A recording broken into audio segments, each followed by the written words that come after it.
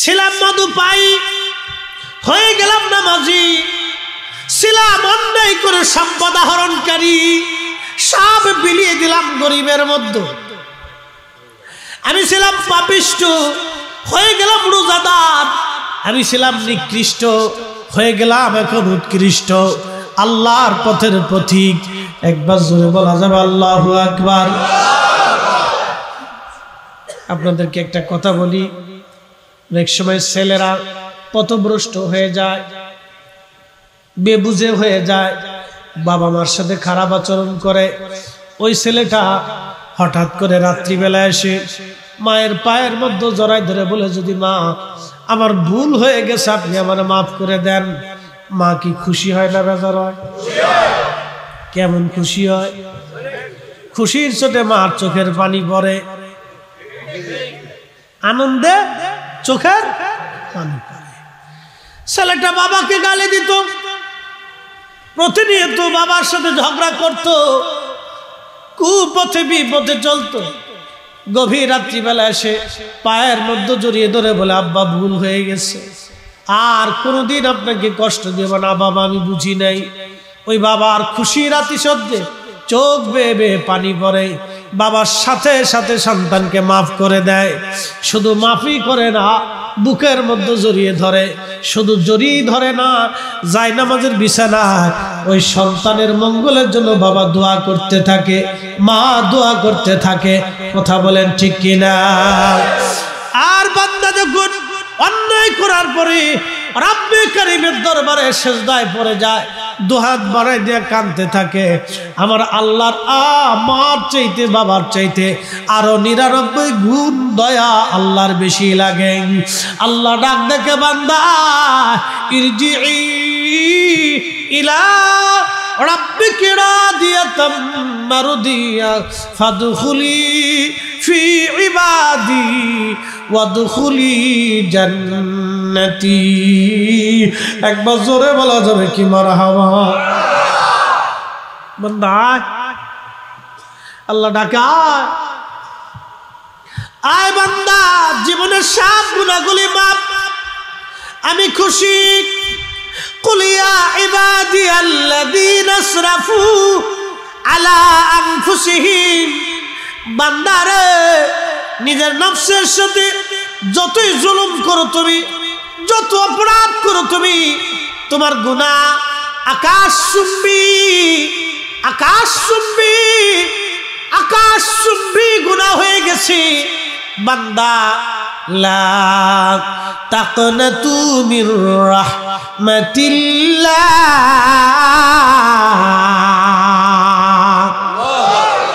আমার রহমত থেকে তুমি নিরাশ হইও না।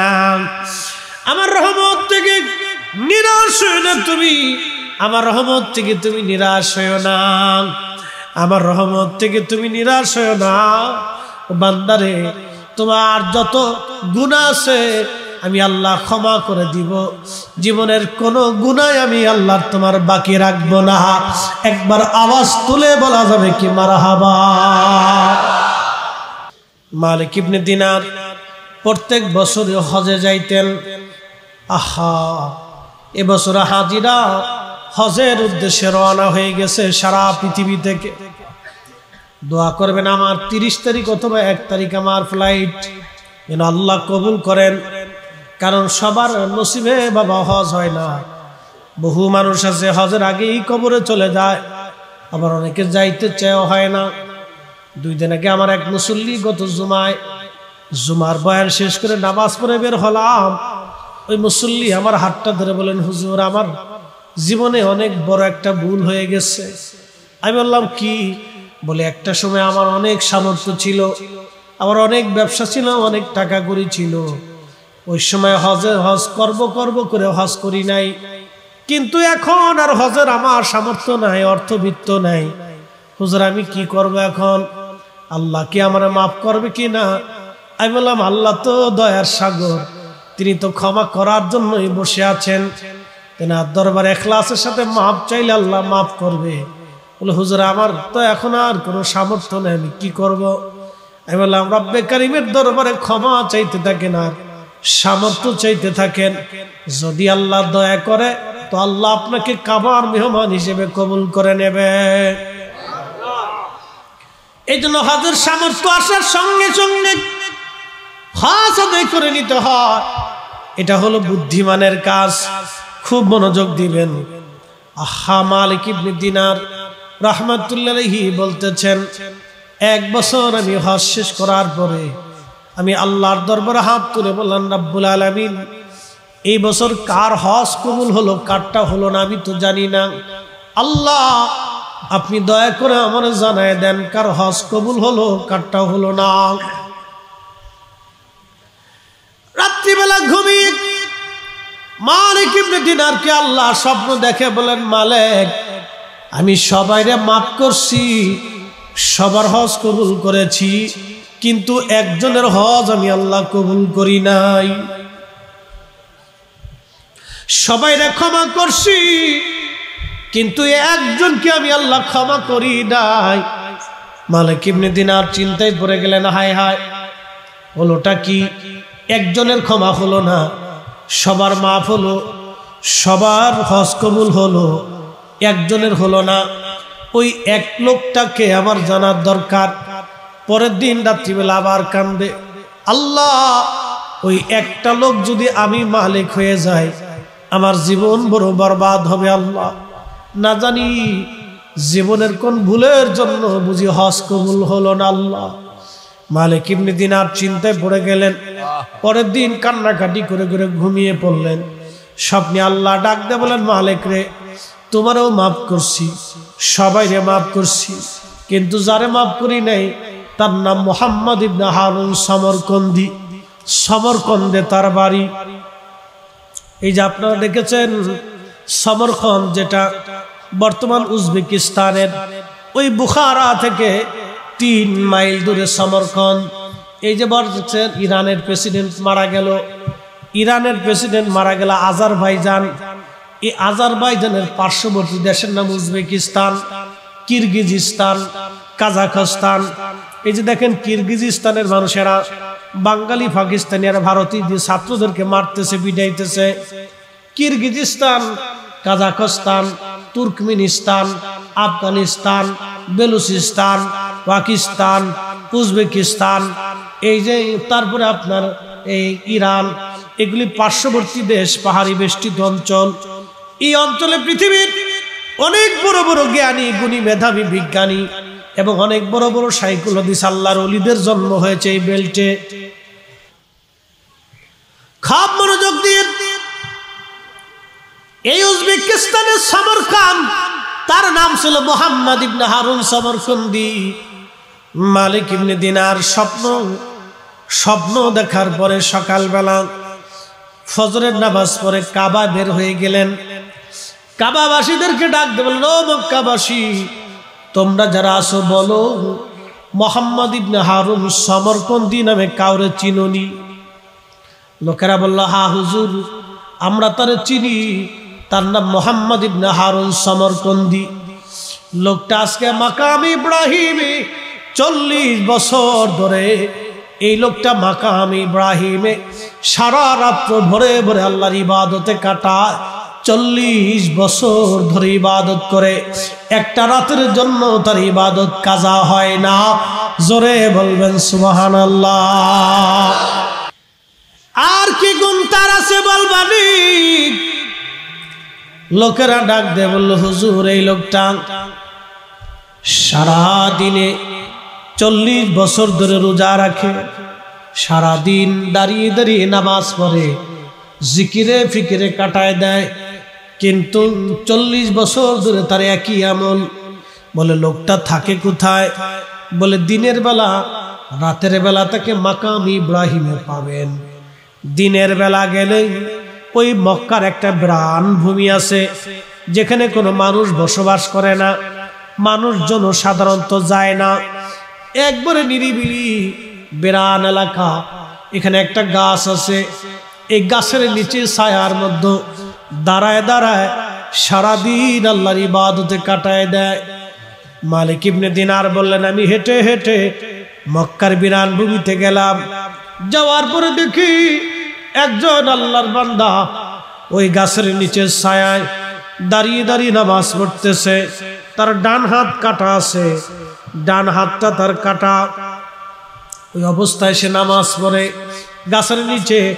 আমি আস্তে করে যা সালাম দিলাম, সালাম দিয়ে আমি পাশে বসে গেলাম।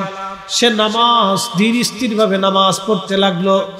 নামাজ শেষ করার পরে আমার সালামের জবাব দিয়ে বলল, আল্লাহর বান্দা, কি বা পরিচয় আপনার, কি জন্য আপনি আমার কাছে আসছেন?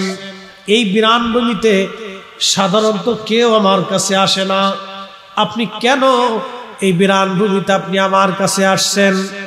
তখন আমি ডাক দিয়ে বললাম, আল্লাহর বান্দা, তোমার নাম কি? মুহাম্মদ ইবনে হারুন সমরকন্দি। বলে, হ্যাঁ, আমার নাম মুহাম্মদ ইবনে হারুন সমরকন্দি। বলে, আপনার পরিচয় কি? বলে, আমার পরিচয় মালিক ইবনে দিনার আল ইরাকি আল বসরি। বলতেছে, হুজুর, আমি আপনাকে চিনছি, আপনি ইরাকের জাহিদ, দুনিয়া বিরাগী, আল্লাহর ওলি। জাহিদ, মুজাহাদা, মুশাহাদা, মুরাকাবা। বুঝে যান, ঘুমায়েন না, আমার দিকে তাকান। আজকে আমার হুজুর কেবলার একটা পরিচয় দিয়ে যাই। মানুষ তো খালি গালিগালাজ করে, বন্ড চন্ড কয়। আজকে একটা পরিচয় দিয়ে যাই। মুরাকাবা, মুশাহাদা, মুজাহাদা। দুনিয়াতে কেউ কুতুব হবে, কেউ আবদাল হবে, কেউ জাহিদ হবে। জাহিদ কারা? যারা দুনিয়া বিরাগী। দুনিয়া বিরাগী বুঝছেন?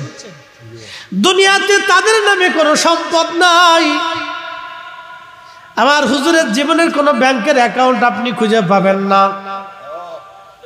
হযরত সালমান ফারসি চোখের পানি ছেড়ে দিয়ে কেঁদে বলে, সাহাবীরা রে, আমি ভয়ে ভয়ে কাঁদতেছি। বলে, ভয় কি? আমি কিয়ামতের ময়দানে ওই পরপারে রূহের জগতে, নূরের জগতে আমি আমার রাসূলের সামনে কোন মুখ নিয়ে সামনে দাঁড়াবো?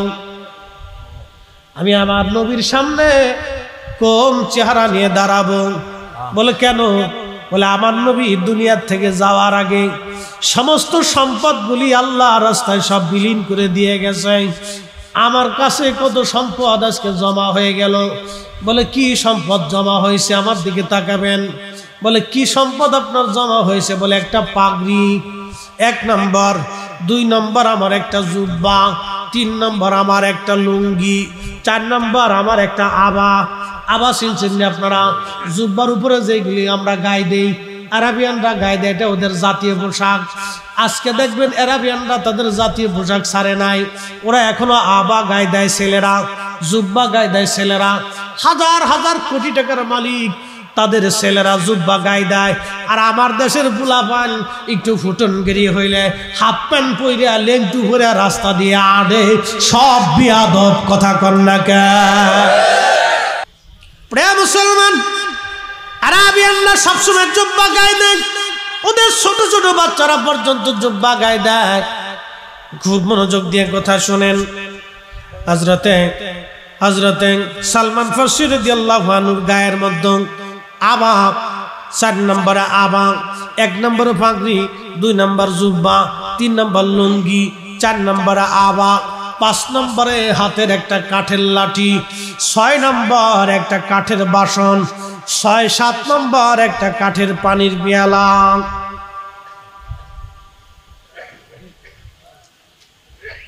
কত হাজার কোটি টাকার মাল হবে? কয়শো কোটি টাকার মাল বলে কানতেছে। হুজুর, এই সামান্য পরিমাণ জমা হয়েছে, তার জন্য আপনি কাঁদতেছেন? বলে, আমার নবী দুনিয়ার থেকে সব আল্লাহ রাস্তায় দান করে দিয়ে গেল, আর এই সম্পদগুলি নিয়ে যদি আমি কবরে যাই, আমি আমার নবীর সামনে কোন মুখ নিয়ে দাঁড়াবো? এটার নাম সালমান ফারসি, আশিকে রাসূল। একবার জোরে বলা যাবে কি মারহাবা? এর নাম জাহিদ, দুনিয়া বিরাগী। হযরত সালমান ফারসি কেঁদে দিয়ে বলল, সাহাবীরা রে, আমার ইন্তেকালের পরে আমার একটা ওসিয়ত তোমরা মানবে। আমার কাফনের কাপড় বাদ দিয়ে যা কিছু থাকবে সব তোমরা আল্লাহ রাস্তায় যেন দান করে দিবা। কোনো কিছু নিয়ে আমি আল্লাহর আদালতে দাঁড়াইতে চাই না। চিৎকার মেরে জোরে বলেন মারহাবা। আল্লাহুম্মা সাল্লি আলা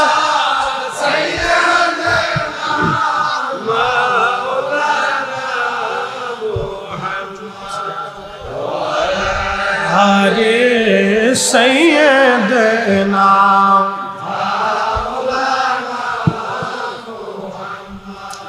বন্ধু আমার সালমান ফার্সির মুজাহাদাত থেকে চলে আসলাম। এর নাম দুনিয়া বিরাগী। আমার পীর মুর্শিদ যখন জমিদার ছিলেন সব বিক্রি করাইয়া দাদা হুজুর তারে একবারে নিঃসম্বল বানাইছিলেন। আর আমার পীর যাওয়ার সময় সব রাহে লিল্লাহ আল্লাহর নামে ওয়াকফ করে দিয়ে গেছেন।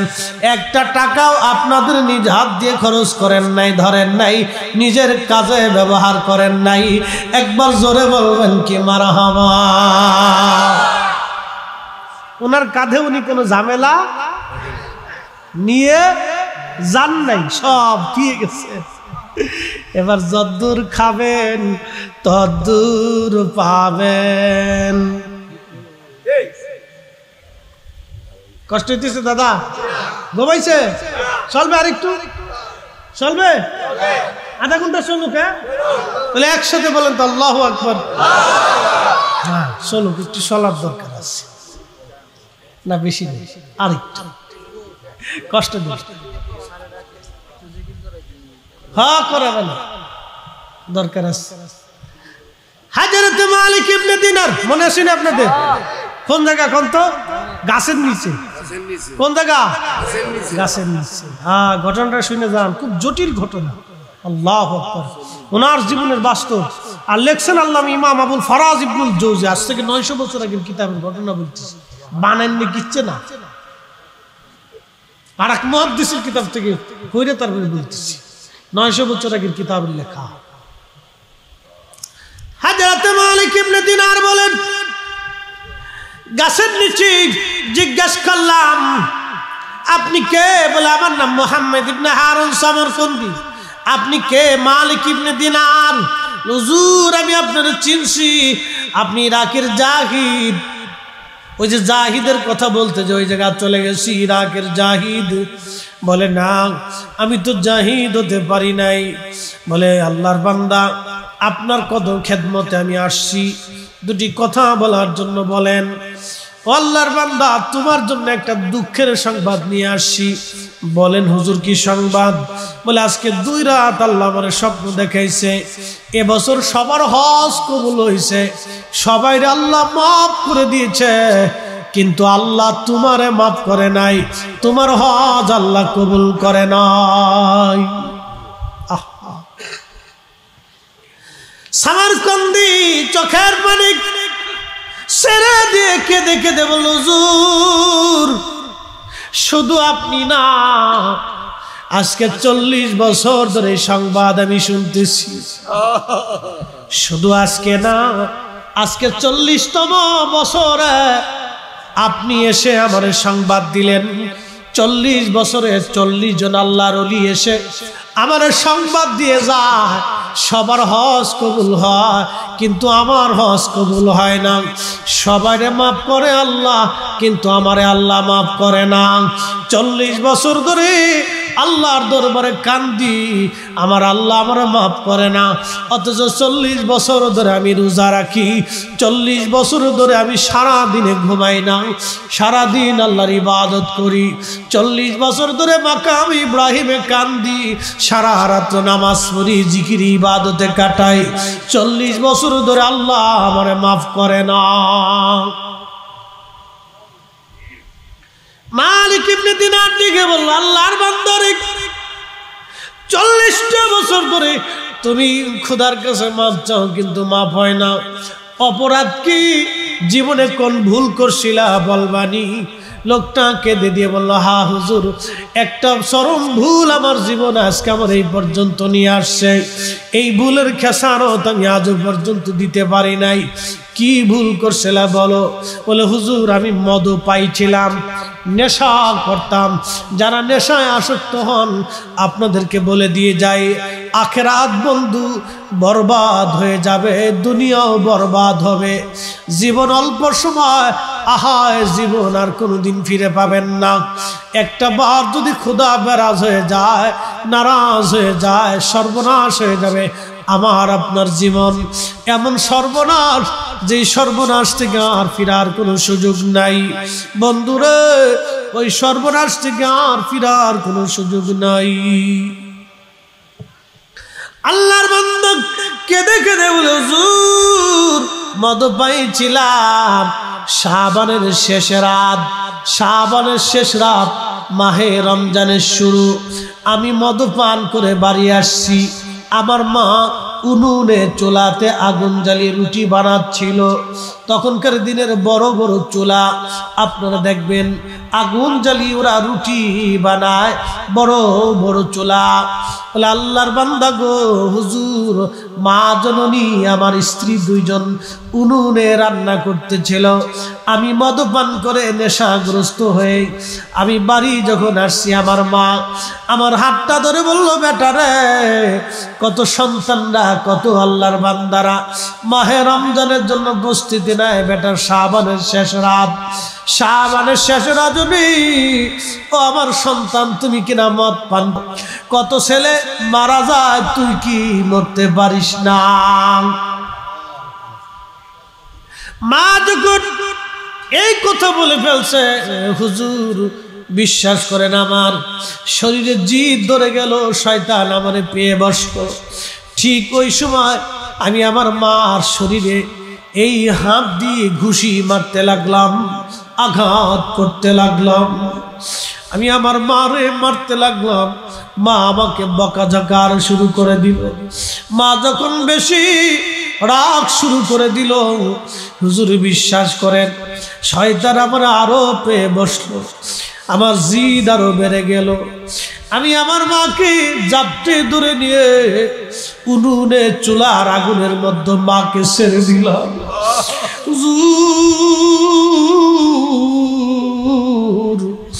আগুনের মধ্যে মারে আমি ফেলে দিলাম। আগুনের মধ্যে যখন মারে ফেলে দিছি, আমার স্ত্রী আমাকে ধাক্কা ঘরের মধ্যে নিয়ে দরজা খিল মেরে দিলেন, লাগিয়ে তালা মেরে দিলেন। হুজুর সকালবেলা আমার নেশার ঘর কেটে গেল, ঘুম থেকে উঠলাম, স্ত্রীকে ডাক দেয়া বললাম, বিবি দরজা খোলো। আমার স্ত্রী কর্কশ ভাষায় বলল, তোমার মতো নাফরমানের সঙ্গে সংসার করার চাইতে চলে যাওয়া অনেক ভালো। আমি তোমার মতো নাফরমানের সঙ্গে আমি সংসার করব না। আমি বললাম, কেন রে বিবি? বলে, কালকে রাত্রে নেশার ঘরে তুমি আমার শাশুড়িকে, তোমার আম্মা জানকে উনুনে চুলার মধ্যে ফেলে দিয়ে পোড়ায় মেরে ফেলে দিয়েছ। হুজুর বিশ্বাস করেন, ঘরে দরজা ভেঙ্গে বের হয়ে এসে দেখি মা দুনিয়ায় নাই, মা জননী বিদায় হয়ে গেছে। হুজুর মা দুনিয়ায় নাই, মা বিদায় হয়ে গেছে। আগুনে পুড়ে মার শরীর গুড়ি কালো কয়লার মতো হয়ে গেছে। হুজুর আমি পাগল পারা হয়ে গেলাম, হায় হায় কি করলাম আমি, কি সর্বনাশ আমি করেছি। মার জীবনে সুখের বিনিময়ে এত বড় কষ্ট দিয়ে মাকে আমি মেরে ফেললাম। হুজুর আমার মনের ভিতরে তওবা এসে গেল, মারে দাফন কাফন করলাম। স্ত্রী আমার থেকে জুদা হয়ে তালাক নিয়ে চলে গেল। হুজুর আমার ৮,০০০ স্বর্ণ মুদ্রা ছিল, সব আল্লাহ রাস্তায় দান করে দিলাম। অনেক জমি জমা ছিল, তাও দান করে দিলাম। 12 জন দাসী বাদী ছিল, তা আমি আজাদ করে দিলাম। যদি আল্লাহ আমারে মাফ করে দেয়, তারপরেও মনের আশা পুরা হয় না। ক্ষমা হয়েছি নি হুজুর, তওবার আশায় যেই হাত দিয়ে মারে মারছিলাম, যেই হাত দিয়ে মাকে ধরে আগুনে ফেলে দিয়েছিলাম, নিজের হাতে কুড়াল দিয়ে কুবাইয়া, এই যে আমার ডান হাত কানা কাটা দেখতেছেন, আমি নিজের হাতে ডান হাত কেটে ফেলে দিয়েছি। যদি আল্লাহ মাফ করে দেয়, যদি আল্লাহ মাফ করে দেয়। কিন্তু আজকে 40 বছর ধরে আমার মালিক আমারে মাফ করে না, 40 বছর ধরে আমার ক্ষমা হয় না। ওগো মা, তুমি এ ধরনের শ্রেষ্ঠ নিয়ামত, তোমারই পদতলে রয়েছে জান্নাত, তোমারই পদতলে রয়েছে জান্নাত। ওগো মা, তুমি এ ধরনের শ্রেষ্ঠ নিয়ামত, তোমারই পদতলে রয়েছে জান্নাত, তোমারই পদতলে রয়েছে জান্নাত। আমি আমার বোনদেরকে বলি, বোন, শ্বশুর শাশুড়ি যদি দুনিয়াতে থাকে, মান নজরে দেখবেন, ভালোবাসবেন, শ্রদ্ধা করবেন, তার কথাগুলি মেনে মেনে চলবেন। শ্বশুর শাশুড়িদেরকে বলতেছি, আহা, নিজের বেটার বউকে নিজের মেয়ের মতো আদর করবেন, ভালোবাসবেন, তার দুঃখে দুঃখী থাকবেন, সুখের স্থানে আপনি সুখী থাকবেন। কালকেও পরশুদিন এক ভদ্র মহিলা আমাকে ফোন দিয়ে বলল, হুজুর, আমি অনেক বিপদগ্রস্ততার মধ্যে আছি, আমার একটা মাত্র ছেলে, বেটার বউ চাকরি করে সরকারি, আমার 2টা নাতি, লালন পালন করি, রান্না বান্না করি, ঘর দরজা একবারে মুছে পরিষ্কার রাখি, তারপর বেটার বউটা এসে আমার সঙ্গে এমন খারাপ আচরণ করে, আমি মা হয়ে সহ্য করতে পারি না, আমি কি করব? আমি বললাম, মারে কি করবেন, একটা মাত্রই তো সন্তান। বলে ছেলে কি বলে? বলে হুজুর, ছেলেটা স্ত্রীকে বোঝানোর চেষ্টা করে, কিন্তু সেও তো নিরুপায়। আমি বললাম, ধৈর্য ধরেন, আল্লাহর কাছে দোয়া করেন, যদি হেদায়েতের মালিক আল্লাহ, এরকম মহিলা অনেক আছে। মেয়েরা চাকরি করলে মনে করে আমি বিরাট বড় লাটসাপ হয়ে গেছি, মেয়েরা চাকরি করলে মনে করে আমি বিরাট বড় কিছু হয়ে গেছি। কিছু চাকরিওয়ালা মহিলা আছে একবারে শয়তানের চাইতে বড় নিকৃষ্ট। কথা কয়।